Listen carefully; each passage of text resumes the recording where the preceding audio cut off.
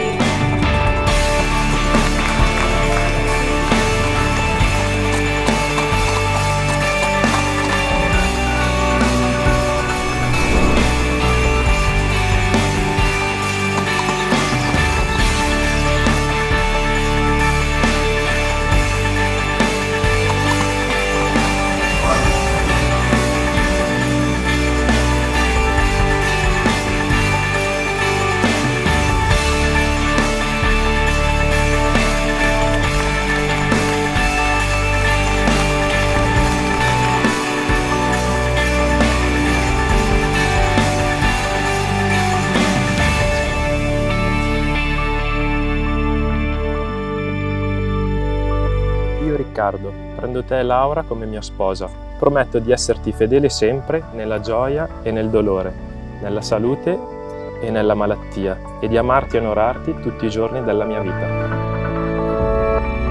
Io Laura prendo te Riccardo come mio sposo. Prometto di esserti fedele sempre nella gioia e nel dolore, nella salute e nella malattia, e di amarti e onorarti tutti i giorni della mia vita. In nome della legge vi dichiaro marito e moglie. Puoi baciare la sposa.